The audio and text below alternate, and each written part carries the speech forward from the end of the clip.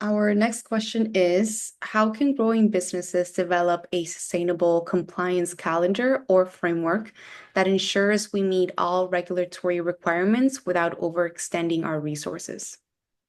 Okay, here's the thing about a compliance calendar.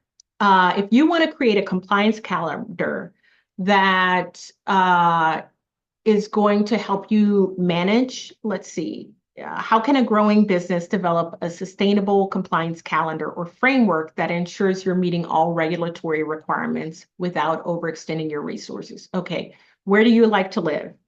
The person who is responsible for this in your organization or for each subset, where do they live? Where do they like to be in terms of the technology? And it cannot be paper, okay? Because that's not institutional knowledge that is transparent and available to others.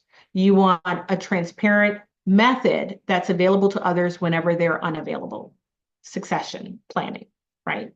So what you want to do is think about who's responsible for this and where do they like to live, right?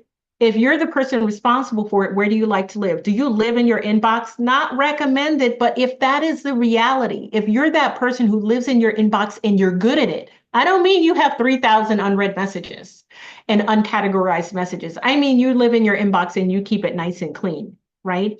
Or are you a person that lives and dies by your calendar? If it's not in your calendar, it doesn't exist. Or are you someone who loves your filing system? You love that filing system. Everything is organized and it speaks to you and you see things in a way that creates instant clarity.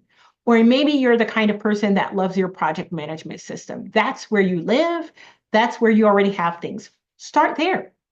Start there and build from there. So, for example, if you're the person who lives and dies by your calendar, what you want to do is put everything in your calendar on a recurring schedule. You have to decide who's going to be the owner of that event and who are all of the mandatory invited people and who are all of the people who are optionally invited. How are you going to title that calendar entry so that it is very clear when the external deadline is and when you need to start things? Do you have SOPs or guides on how this is supposed to get done? Link it in the calendar invite. Is there a document repository or contact information routinely needed every single time you do this task? Put it in the invite. We recently created a compliance calendar for a client that has a lot of real estate.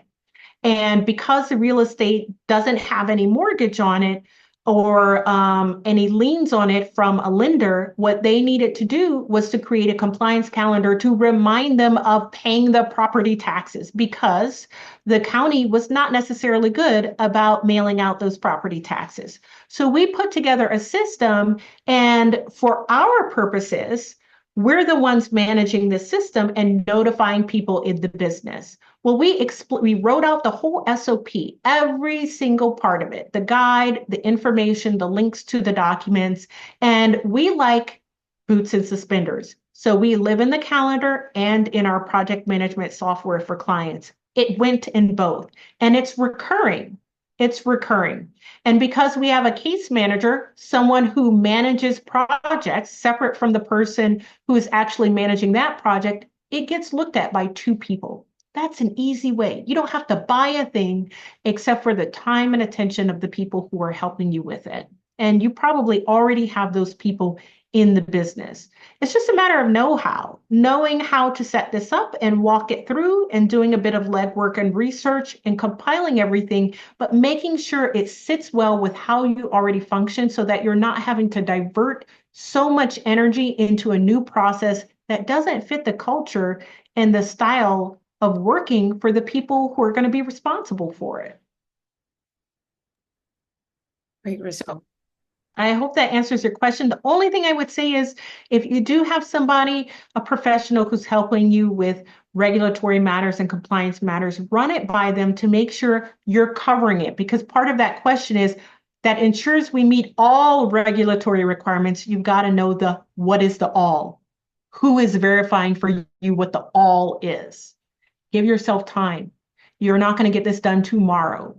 But if you say, 6 months from now, it is a goal to have this process in place for every applicable regulatory requirement, well, that's achievable, right? It might require, depending upon the scale of your business, a sizable amount of investment of people's time and energy and resources, but it's achievable probably.